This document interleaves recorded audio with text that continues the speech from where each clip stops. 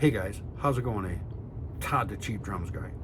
Ah, what the hell am I still doing living in this state?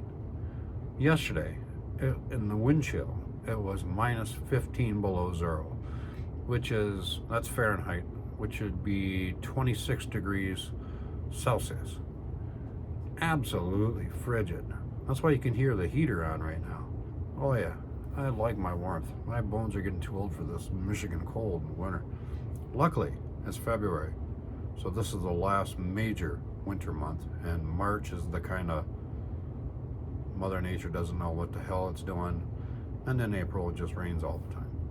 But anyways, for weeks and months I've toted that rearranging your drums from its come as you are configuration into different little ways. It's a neat way to add some enjoyment and changing things up a little bit. You know, change is good sometimes. I'm not big on change, but when it comes to the drum set, it's kind of fun.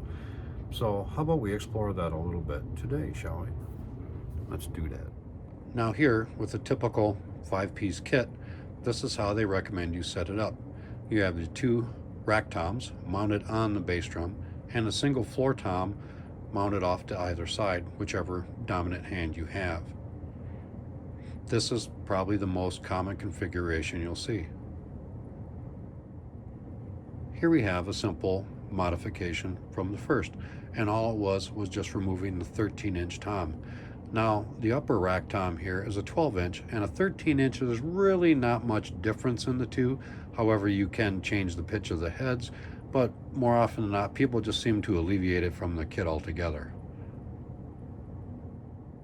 And a slight change from the previous, all that's happened here is the tom arm from the bass drum has been removed, and the rack tom has been mounted in a second snare stand.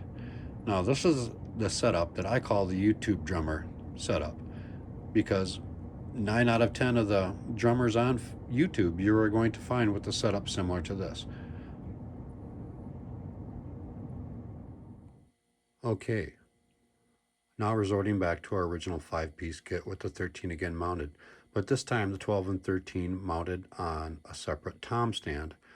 And this is an offset pattern. It's 2 up, 1 down. Now this particular stand is a Griffin. However, there are several manufacturers out there, to including Gibraltar, that makes this stand. And this is a nice way to set up your set. It makes it more ergonomic and more comfortable to play. Now, changing it up a little bit, we again remove the 13-inch tom and replace it by a simple boom arm.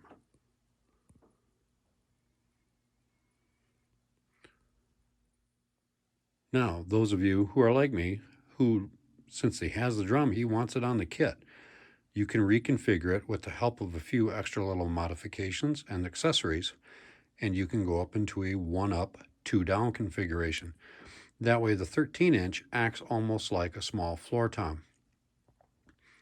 This setup is quite user-friendly, and I believe, in my opinion, is probably one of the best ways to set up a 5-piece kit. And generally when I do set up a 5-piece, this is the way it's usually configured.